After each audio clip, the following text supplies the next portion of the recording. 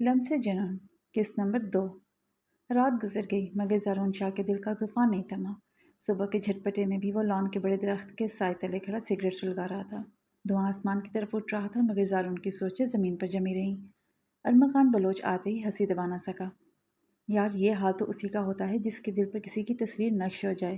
تو نے ایک لڑکی کو دیکھا کیا؟ لگتا ہے اپنی جان اسی کے نام کر دی ہے۔ زارون کی نظریں سخت ہو گئیں۔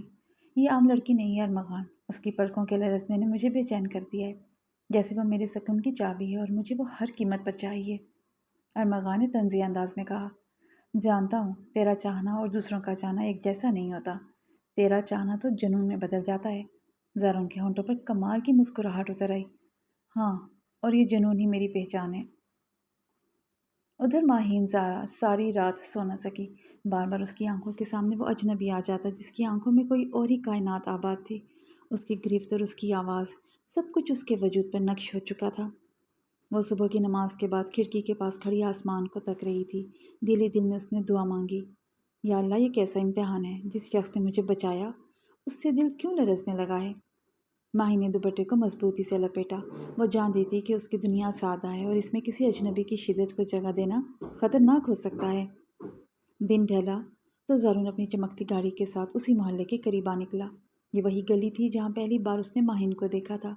گاڑی کے شیشے کے پیچھے سے وہ ہر آنے جانے والے کو پرکھ رہا تھا۔ ارمغان نے جھنجھلا کر کہا، زارون یہ تعاقب ٹھیک نہیں، اگر کسی نے پہچان لیا تو مسئلہ بن جائے گا۔ زارون نے سگریٹ کا کش لیا اور ٹھنڈی سانس بھری۔ محبت میں تعاقب نہیں ہوتا ارمغان، یہ تو پیاس ہے اور پیاس کبھی چھپائی نہیں جاتی۔ اچانک گلی کے کونے پر وہی روپ نمودار ہوا۔ سفید دوپٹے میں لپٹی ماہین کتابوں کا بستہ تھامے جا رہی تھی۔ زارون کی سانسیں تھم گئی۔ گاڑی کا دروازہ کھلا۔ لمحہ بھر میں وہ سڑک پر آ چکا تھا۔ اس کی نگاہوں میں وہی شدت، وہی جنون دہک رہا تھا۔ ماہین کے قدم رک گئے، دل کی دھڑکن تیز ہو گئی۔ یہ وہی شخص ہے۔ زارون آہستہ سے بولا، میں نے تمہیں ڈرایا تھا نا، مگر سچ یہ ہے کہ تم نے مجھے زیادہ ڈرا دیا ہے۔ تمہاری آنکھوں نے میرا سکون چرا لیا ہے۔ ماہین پیچھے ہٹی۔ براہ کرم مجھے اکیلا چھوڑ دیجیے۔ زارون نے مسکراتے ہوئے سر جھکا کر کہا، اکیلا؟ یہ تو اب ممکن نہیں، تم میری کہانی بن چکی ہو ماہین۔ اسی لمحے پیچھے سے ارمغان لپکا اور زارون کے بازو کو پکڑ کر دبی آواز میں بولا، زارون ہوش کر، یہ کھیل نہیں ہے، کسی معصوم لڑکی کو اپنی ضد کا نشانہ مت بنا۔ زارون نے سرد نگاہوں سے دوست کو دیکھا، پھر آہستہ سے کہا، ضد نہیں ارمغان، یہ میرا مقدر ہے اور مقدر کو کوئی نہیں روک سکتا۔ ماہین کانپتے دل کے ساتھ تیزی سے گلی میں غائب ہو گئی، مگر زارون کی آنکھوں میں وہ لمحہ پھر سے قید ہو گیا۔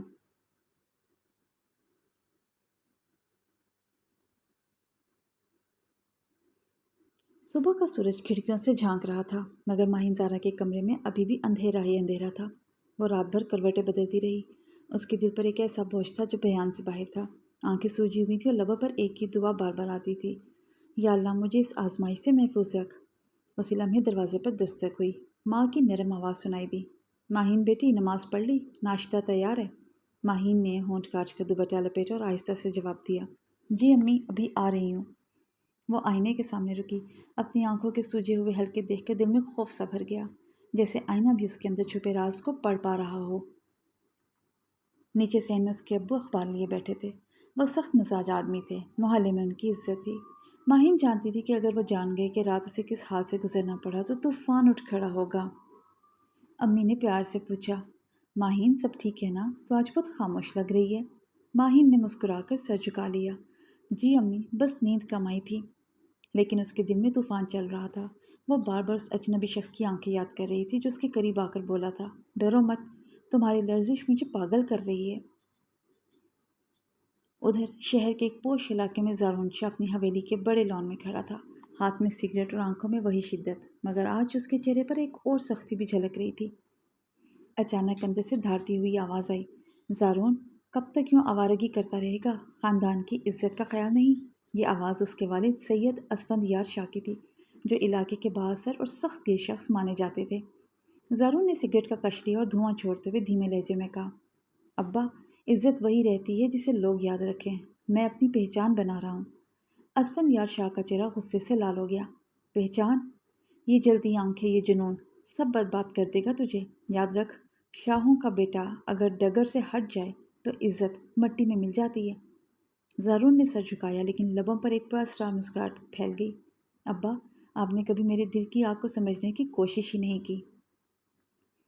دوپہر کو ارمغان بلوچ اپنے دوست کے پاس آئے تو زارون کے چہرے کی سختی اور بھی بڑھ چکی تھی۔ زارون، میں نے کل جو کہا تھا اس پر غور کیا؟ یہ لڑکی معصوم ہے، تو اسے اپنی ضد کی بھٹی میں نہ ڈال۔ زارون نے ٹھنڈی سانس لی۔ ضد نہیں یار، یہ میرا مقدر ہے۔ تم دوست ہو اس لیے سمجھا رہا ہوں، لیکن ایک دن آئے گا جب یہ لڑکی خود مانے گی کہ وہ میری ہے۔ ارمغان نے سر پکڑ لیا۔ یار تو حد سے بڑھ رہا ہے۔ عشق نہیں ہے، تیری خطرناک طبیعت کا جنون ہے، اور جنون ہمیشہ بربادی لاتا ہے۔ زارون نے جواب دیا۔ بربادی؟ ہاں، مگر میں برباد ہو کر بھی اسے پالوں گا۔ دوسری طرف ماہین کے گھر میں شام کا سما تھا۔ ابو نے سختی سے کہا، ماہین، کل سے تم رات گئے اکیلی باہر نہیں نکلو گی، یہ شہر محفوظ نہیں۔ ماہین نے دل ہی دل میں کانپتے ہوئے سر ہلا دیا۔ اس نے سوچا کاش وہ ابو کو سب کچھ بتا پاتی، مگر وہ جانتی تھی کہ اس کا ذکر ہوتے ہی آگ بھڑک اٹھے گی۔ اس کی سہیلی ماہم فون پر بولی، ماہین تیری آواز کانپ رہی ہے، سچ بتا کیا ہوا ہے؟ ماہین نے ٹالنے کی کوشش کی۔ کچھ نہیں ماہم، بس دل گھبرا رہا ہے، مگر اندر سے وہ جانتی تھی کہ اب اس کا سکون ختم ہو چکا ہے۔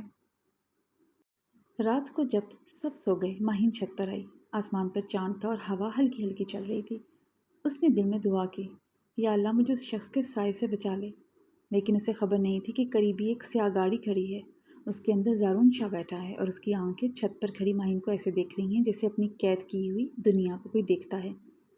زارون نے آہستہ سے کہا، ماہین زارا، یہ فاصلہ جتنا بھی بڑھا لو، مگر میں تمہیں اپنی دنیا میں کھینچ کر لے ہی آؤں گا۔ گاڑی کا انجن دھیرے سے گڑ گڑایا اور اندھیروں میں گم ہو گئی، مگر اس رات نے ایک نیا عہد لکھ دیا تھا۔ اب کھیل محبت اور جنون کا نہیں رہا، بلکہ قسمت اور ٹکراؤ کا ہونے والا تھا۔